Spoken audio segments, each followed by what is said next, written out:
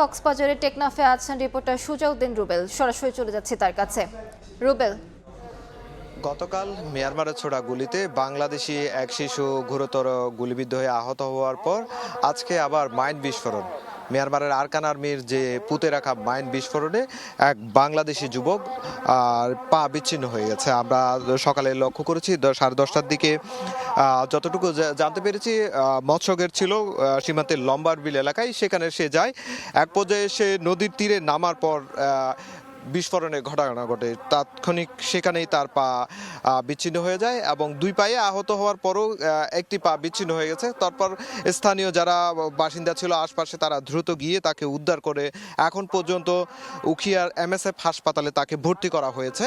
তার অবস্থা গুরুতর, এই বিষয়টি আমরা হাসপাতাল কর্তৃপক্ষের মাধ্যমে আসলে জানতে পেরেছি। এখন পর্যন্ত সীমান্তের যে উত্তেজনা, যদি গতকালকের আর আজকের দুইটি মিলেই কিন্তু এখানকার সীমান্তের বাসিন্দাদের যে উদ্বেগ সেটি কিন্তু আরও বেড়েছে। যেহেতু গতকালকে গুলিবিদ্ধের ঘটনা, আজকে আবার যেহেতু মাইন বিস্ফোরণের ঘটনা, সব কিছু মিলিয়ে সীমান্তে এখন পর্যন্ত কোনো গোলাগুলির শব্দ না হলেও কিন্তু এসব ঘটনায় কিন্তু স্থানীয় মানুষের উদ্বেগ উৎকণ্ঠা কিন্তু বেড়েছে। আমরা অনেকেই দেখেছি সীমান্তে যে ঘরবাড়িগুলো রয়েছে, অনেকের ঘরে কিন্তু এখনো আবদ্ধ অবস্থায় আছে, আবার অনেকে তালাবদ্ধ করে রেখেছে। এভাবে কিন্তু যেই কৃষি জমি বলেন, অনেকে কৃষি জমিতে যাচ্ছে না, আবার অনেকে যে বাচ্চাকে স্কুলে পাঠাবে সেই পরিস্থিতি নেই। সেই পরিস্থিতি আমরা এখানকার এলাকায়, সীমান্ত এলাকায় আসলে লক্ষ্য করেছি। এখন পর্যন্ত বিজিবিও তাদের অবস্থানে রয়েছে, তারা নিরাপদে তাদের যে টহল জোরদার থেকে শুরু করে যে কার্যক্রম রয়েছে সেগুলো চালিয়ে যাচ্ছে।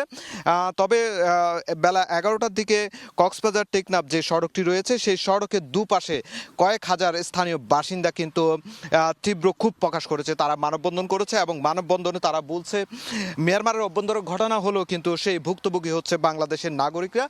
এই যে গুলি এসে পড়ছে, মারা যাচ্ছে, আহত হচ্ছে, এটির জন্য আন্তর্জাতিকভাবে তদন্ত করে যাতে মিয়ানমারের যদি দায়ী থাকে তাদের বিচারের জন্য আওতায় আনার দাবি জানিয়েছেন স্থানীয়রা। আর স্থানীয়রা যাতে নিরাপদে থাকতে পারে সেজন্য নিরাপত্তা জোরদার করার জন্য বলা হচ্ছে। তো এই ছিল আমার কাছে সবশেষ।